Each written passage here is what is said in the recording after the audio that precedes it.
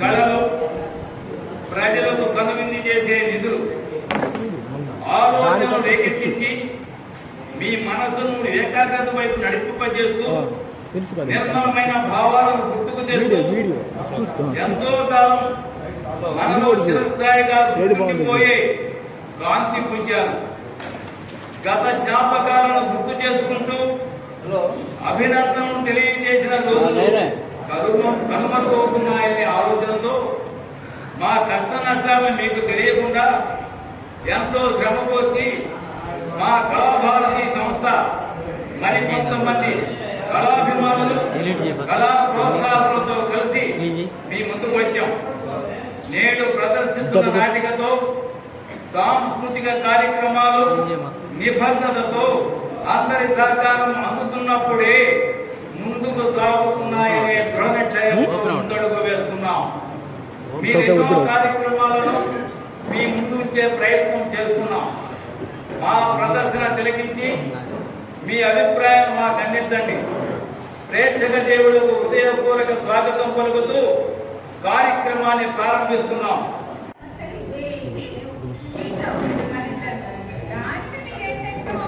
సరే చెప్తున్నా, అర్థం చేసుకున్నప్పుడు ఏం చేస్తాం? సమస్య నీ దాకా వస్తే కానీ అర్థం చేసుకున్నాను. సరే టైం అవుతుంది, నేను బయలుదేరుతున్నాను. ఇప్పుడు అవసరం లేదు.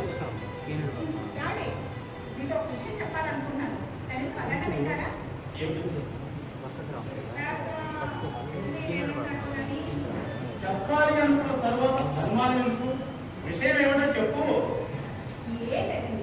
ఇప్పుడు నేను మా ఫ్రెండ్ రోడ్ షాప్కి వెళ్తున్నాను కదా, అక్కడ నాకు ఏదైనా వస్తువు నచ్చిందే అనుకో తీసుకోవాలి అనుకుంటున్నాను. సమయం సందర్భం వచ్చినప్పుడు ఎవరైనా వస్తువులు కోరుకోవడం సహజం. కానీ ఒకరికి గోడుగా పెడుతూ నచ్చితే ఒక వస్తువు తీసుకుందనే నీ ఆలోచన సరైనదేమో ఆలోచన. వస్తువు తీసుకుంటాను అంటే డబ్బు కూడా తెలియదు కానీ ఇప్పుడు నీకు ఇది అవసరమా అంటూ మాట్లాడటం మాత్రం తెలుసు. నీ మాట కాదన్నానని అనుకుంటున్నావే కానీ అలా ఎందుకు పడుతున్నానని మాత్రం ఆలోచించలేదు.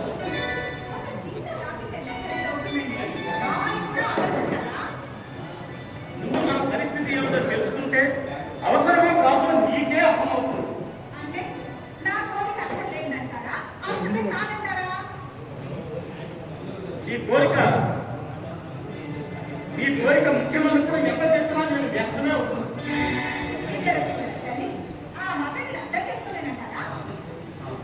అవసరమైతే ఎంతైనా ఖర్చు చేసుకురావయ్యా, కానీ పూసుకోక చేసే ఖర్చు వ్యర్థమైపోతుంది. ఆలోచించి నిర్ణయం తీసుకో. వస్తాను. కావాలంటే బ్యాంకులో డబ్బులు ఉంచాను, ఏం బాబు ఆఫీస్కా? అవును మామయ్య గారు. అత్తయ్య బాగున్నారా? అవును బాబు. సరే టైం అవుతుందండి, నేను వచ్చేస్తాను.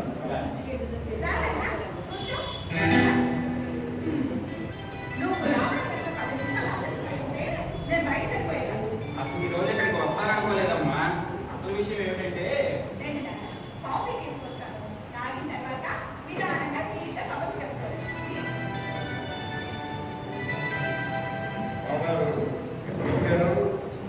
నేను ఇలా వచ్చి కూర్చున్నాను, మీరు వస్తున్నారు.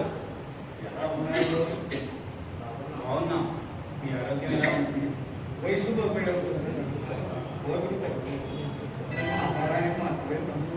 అవునవును, మీ మాటలు అక్షర సత్యాలు.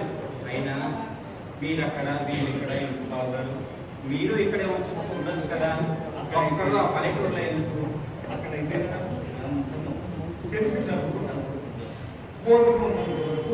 ఇలాగే చేసుకోలేని రోజు ఎలాగో ఇక్కడ రావాల్సింది. మీ నిర్ణయాన్ని ఎవ్వరూ కాదనలేరు బావగారు. మావయ్య కూడా కాఫీ తీసుకురామ్మా.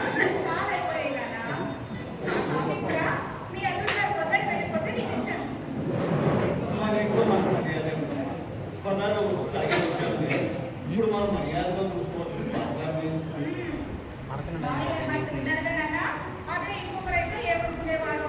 ఎంతో వ్యక్తిత్వం కలవారమ్మా బావగారు.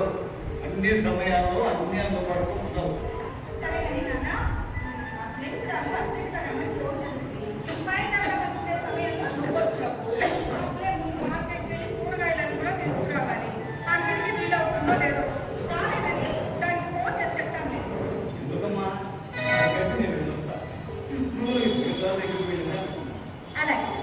ఏం కావాలో చెప్పు. మార్కెట్లో మీకు నచ్చినవి ఏమైనా సరే ఒక 4 రకాల కూరగాయలు తీసుకోండి. ఒక లీటర్ పాలు కూడా తీసుకెళ్ళిపోయా. ఉండండి, డబ్బులు ఇస్తాను. ఆ డబ్బు నాయన త్వరగా వచ్చేస్తాను.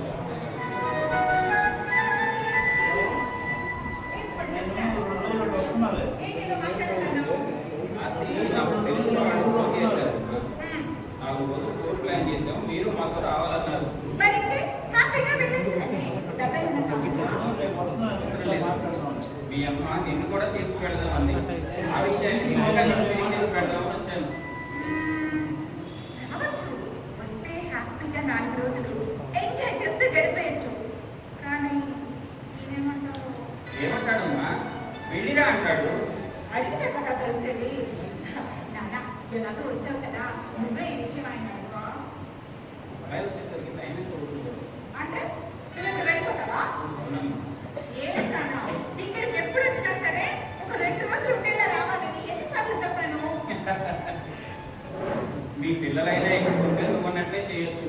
వాళ్ళని చిన్న వయసులోనే హాస్టల్లో చేర్చుకునేవి. ఇక్కడే చదువుతామని మీ అల్లుడు గారు చెప్పారు నాన్న.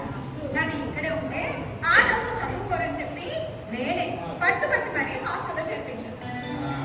అంటే ఈ పూట ఇక్కడే ఉండి అల్లుడు గారు వచ్చాక మాతో పాటు నిన్ను టూర్కి తీసుకువెళ్ళాలనుకుంటున్నామని చెప్పాలంటావు. వెళ్ళాలన్నావుగా, వెళ్ళిరా. వెళ్ళాలనుకున్న పనిని వాయిదా వేస్తాను. 1 గంట తర్వాత వస్తానని దానికి ఫోన్ చేసి చెప్పాను. నాన్న, నీకు ఇప్పుడు టికెట్ రెడీ చేసి పెట్టాను.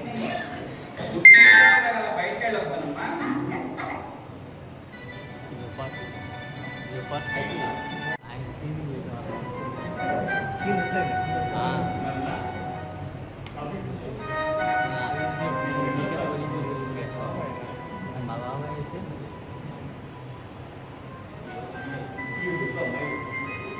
కాసేపట్లో వచ్చేస్తున్నాను. అమ్మాయి వచ్చిన తర్వాత నేను ఊరికి వెళ్ళాను.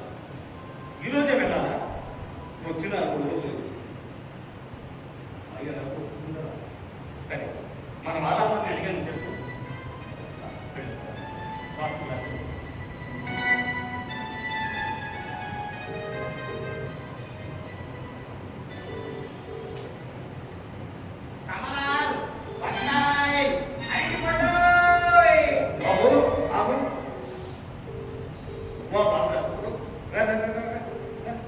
ఇది మన అబ్బాయి గారు ఉంటే వెళ్ళా బాబు. మీరు ఇక్కడికి ఎప్పుడు వచ్చారు? వచ్చిన 4 రోజులు అయింది. మన పిల్లలు ఏమైనా అవుతావా? ఎందుకు బాబు? ఇప్పుడే టిఫిన్ బండి దగ్గర ఇడ్లీ అట్టు తిని కడుపు నిండా మంచి వచ్చాను బాబు. కడుపు నిండా అనే మాట ఇంకా మర్చిపోవాలి అన్నమాట. కాయడం గుండు తిరగాలంటే నీళ్ళైనా తిండైనా కడుపు నిండా ఉండాలి కదా బాబు. సరే, ఇలా వచ్చి కూర్చో. ఈ కూర్చుని నన్నే పోసింది బాబు. అన్నది పొద్దున పూజ చెప్తుండగా మీరు కూర్చోండి.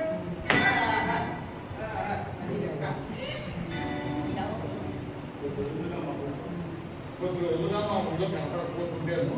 దూరం రాలేక అక్కడే వ్యాపారం చేసుకుందాం అనుకుంటున్నాను. మా ఊళ్ళో ఏం వ్యాపారం జరుగుతుంది బాబు? తెచ్చిన సరుకులు అమ్ముకుని 4 రూపాయలు మిగలాలంటే మీ ఊరు రావాల్సిందే. ఉల్లిపాయ ముక్కలతో మిరపకాయ పచ్చి రుచి చూడాల్సిందే బాబు. మిరపకాయ బగ్గీలు మర్చిపోలేదన్నమాట. సరే, ఇక్కడికి ఎప్పుడు వచ్చావు? 4 రోజులు అయింది బాబు. ఎవరున్నారు? నా కన్న కొడుకు బాబు. మీ అబ్బాయి ఉన్నాడా? ఏం చేస్తున్నాడు? హాస్పిటల్ ఉంటాడు బాబు. బాగా తాగి మోటార్ సైకిల్ మీద స్పీడ్గా వచ్చి నా కొడుకుని గుద్దేశారు బాబు. దెబ్బలైతే కొద్ది రోజులు పడిపోయి ఎన్ను నడుము బాగా దెబ్బలు తగలయ్యన్నారు డాక్టర్ గారు. చిన్న వయసులో ఇలా జరిగితే ఎంత బాధ అనుభవిస్తున్నారు. మాటల్లో చెప్పలేదండి. ఎన్ను కోసం నడుము దెబ్బ తగిలింది, బాగా దెబ్బ తగిలయ్యన్నారు డాక్టర్. మధ్య తప్పిన చేస్తారు వారు పదేపోకు ఎదుటివారు తెలుగు ప్రజల మధ్యన తిరిగేటప్పుడు నిదానంగా వెళ్ళాలన్న ఆలోచన లేకుండా ప్రవర్తిస్తున్నారు కొందరు. నీలాంటి బాధ ఎవరన్నా మంచిగా బండి నడపండి మీకేమైందని అంటారు. జరిగిన పరిస్థితి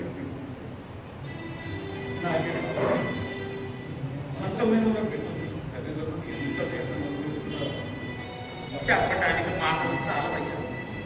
నడవలేని పరిస్థితిలో ఉన్న నా బిడ్డను చూస్తుంటే అనుకోకుండా బిడ్డలకి లాంటి తల్లిదండ్రులు బాధపడతారు. అది కూడా డాక్టర్ గారు బాగానే చెప్తున్నారు. మరి ఎలా చెప్తున్నావు? గవర్నమెంట్ హాస్పిటల్లో చేర్పించాం బాబు. అక్కడ డాక్టర్ గారు బాగానే చెప్తున్నారు. నేను ఇలా ఏవో ఒకటి అమ్ముకుంటూ ఉంటాను, నా ఖర్చులు అలా కట్టుకుంటూ. సరే అట్టాగా బాబు.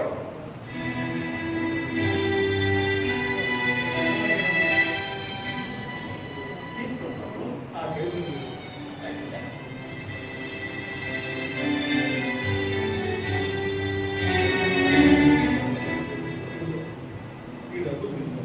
ఏంటి బాబు ఎంత పెద్ద కాగితాలు ఇస్తున్నారు? 50 రూపాయలు ఏంటి సాగు?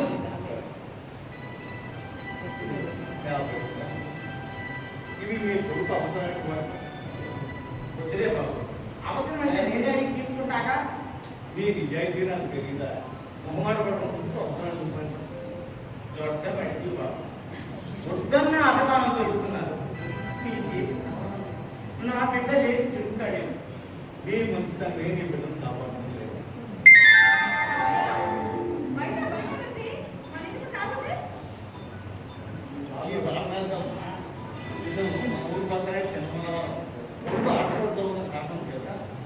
కొడుకును చూసుకుంటూ తనకు తెలిసే వ్యాపారాన్ని ఇక్కడే చూసుకుంటాను.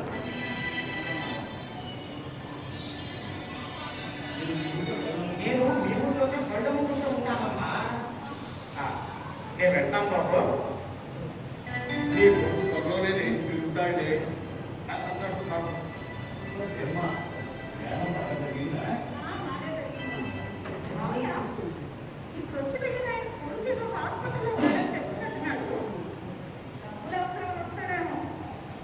అతను చాలా మంచివాడు.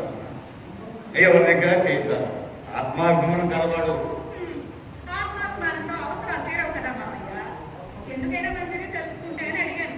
తెలియని వారి గురించి తెలుసుకోవడం తప్పులేదు. సరే నేను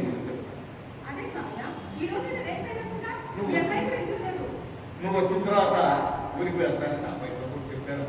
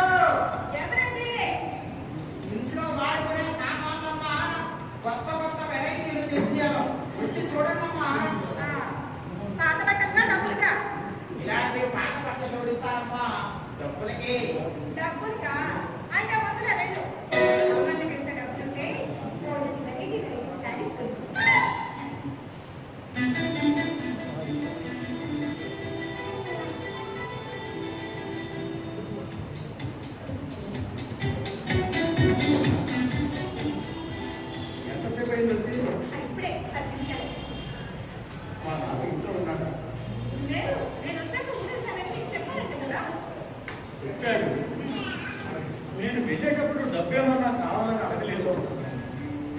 వస్తాను పెట్టి కనిపిస్తాను.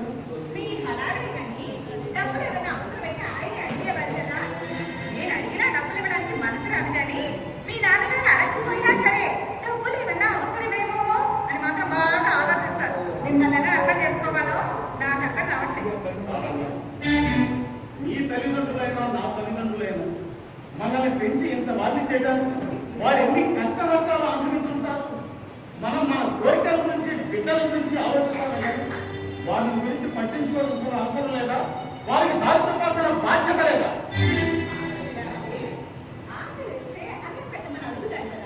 అలాగే డబ్బులు కూడా అవసరమైతే వాళ్ళు అడుగుతున్నా ఉంటారా? అడగదు. ఎందుకో తెలుసా? బిడ్డల మీద వాళ్ళ నిస్వార్థమైన ప్రేమ చెప్పు.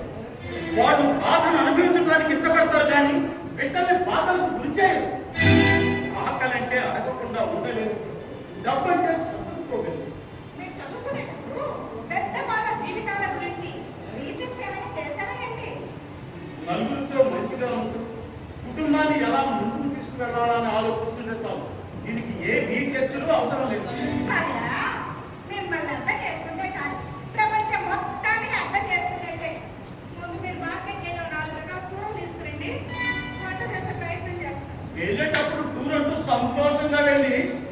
వంట చేయడానికి హైదరాబాద్ పడితే కదా.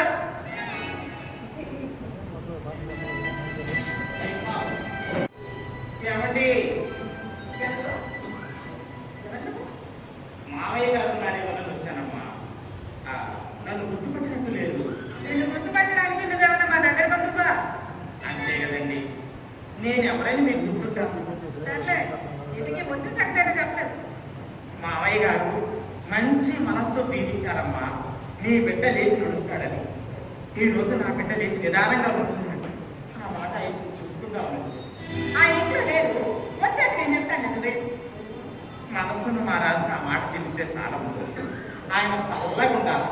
వస్తానమ్మా. ఎవరమ్మా వచ్చినట్టు? ఆ, మావయ్య గారి కోసం వచ్చాకే నాన్న. ఇంతకీ నేను చెప్పిన విషయం ఆలోచించావా లేదా? ఇందులో ఆలోచించడానికి ఏముంది? నీ కోరిక నెరవేరాలంటే డబ్బు కావాలి. డబ్బు సంపూర్తిగా ఉందంటే చెప్పు, వెంటనే వివరాలు సేకరిస్తాను. నీకు నచ్చిన ఇల్లు సెలెక్ట్ చేసుకోవచ్చు. సెలక్షన్ ఏముందిలే నాన్న. ముందు ఎలాగైనా సరే మీ అల్లుడు గారిని ఒప్పించాలి. ఒప్పించాలంటున్నావు, ఇంతవరకు ఇంటి విషయం గురించి చెప్పలేదా? చెప్పాను, మీరు ఊరుకున్నారా కానీ ఏ సమాధానం చెప్పలేదు. ఆయన దగ్గర నుంచి సమాధానం లేనప్పుడు మనం చేసే ఈ ప్రయత్నానికి ఏమైనా అర్థం ఉంటుందా? అందమైన అర్థం లాంటి ఇల్లు కావాలని మీరు కలలు పెట్టుంటే అర్థం లేకపోతుంది. తప్పెందుకు నువ్వు చెప్పలేదు? నాన్న, మన దగ్గర ఉన్న డబ్బులు ముందు బ్యాలెన్స్ ఏం చేస్తామంటే అడ్వాన్స్ గా తర్వాత మిగిలిన డబ్బుల కోసం బ్యాంక్ లో అప్లై చేస్తాం. దాని గురించి కూడా ఆలోచించాలా ఏంటి? అన్నిటికీ అన్ని చెప్తున్నావు. అసలు ఎంత ఖరీదులో ఇల్లు కొనాలనుకుంటున్నావు? కనీసం అదైనా ఆలోచించావా? అన్ని నేను చెప్పేదానికి ఇక నిన్ను పిలిపించాలి నువ్వు. అయితే అల్లుడు గారు వచ్చాక ఇంటి విషయాల గురించి చర్చించి డబ్బు ఎంతో తెలుసుకొని మిగిలిన డబ్బులు బ్యాంక్ లోన్ ద్వారా ఇంటిని కొనడానికి ఒప్పించాలంటావు. అవునయ్యా, ఇప్పటికీ నా మనసులో ఉన్న కోరిక అర్థం చేసుకున్నావు నాన్న. మితిమీరిన కోరికలతో ఒక్కోసారి కొత్త సమస్యలు ఎదురవుతాయి. నేను ఈ విషయాన్ని అల్లుడు గారితో మాట్లాడితే నన్ను అపార్థం చేసుకుంటాడేమో. మీ కూతురు కోసం ఇల్లు ఏర్పడ్డావు. నీకు సంతోషంగానా నాన్న? సంతోషం లేకుండా ఎలా ఉంటుందమ్మా? అన్ని సవ్యంగా జరిగితే సంతోషమే, కానీ వ్యవహారమే కాస్త తిరుగుడుగా ఉంది. దొంగ తిరుగుడు కాదు, పురప్రయాణము కాదు. డబ్బు అప్పు తెచ్చినా అది సద్వినియోగం అవుతుంది, నా కోరిక తీరుతుంది. ఏమో అప్పు చెప్పుకున్నానా? సరేనమ్మా, నువ్వు ఇంతగా చెప్తున్నావు కాబట్టి కాదని లేకపోతున్నాను. అబ్బాయి వచ్చాక సమయం చూసి ఇంటి గురించి మాట్లాడతాను. నేను ఈ లోపల కూడా వెళ్ళొస్తాను. అలాగే వెళ్ళి అలాగే కూర్చుంటున్నా తొందరగా. వెంటనే వస్తాగా?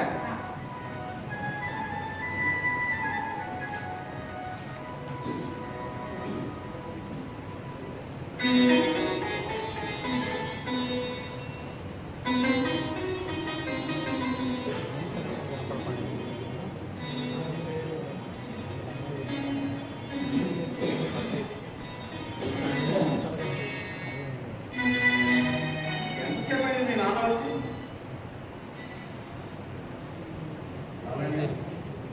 లావణ్య, నా మాట వినపడలేదా?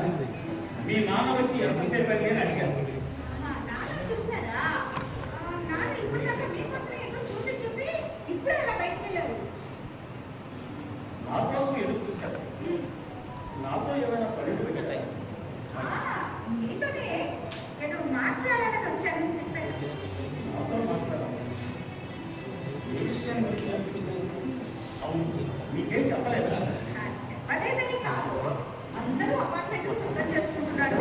మీరేంటి అపార్ట్మెంట్ గురించి ఏమీ ఆలోచించడం లేదు. ఈ విషయంగా అల్లుడు గారితో మాట్లాడడానికి వచ్చాను అని చెప్పారు. అపార్ట్మెంట్ గురించా? రాని వచ్చిన తర్వాత ఏం మాట్లాడతాడో వింటారు. ముందు మీరు మీ మనసులో ఉద్దేశం ఏంటో చెప్పండి. అపార్ట్మెంట్ కావాల్సింది మనకా లేక మీ నాన్నకా? మా నాన్నగారి నుండి ఆయన దగ్గరికి వస్తాడు, మన గురించి ఆయన గురించి. మనకు అవసరమైనప్పుడు దాని గురించి ఆలోచించే నిర్ణయం తీసుకోవాల్సింది మనమే కదా. అంటే గుర్తు చేస్తేనైనా అర్జెంటుగా ఆలోచించి అడుగు ముందుకు చేస్తారని ఆయన కనిపించిందేమో. అని మీ నాన్న కనిపించిందా లేక నీకు అలాగే అనిపిస్తుందా? నాకు అనిపించినా అది ఒక కోరికగానే మిగిలిపోతుంది కదా. మనసులో కోరిక కలిగినప్పుడు పరిస్థితి గురించి ఆలోచించుకోవాలి కదా. అంటే మనిషి నా మనసులోకి ఏ కోరిక రాకూడదంటారా?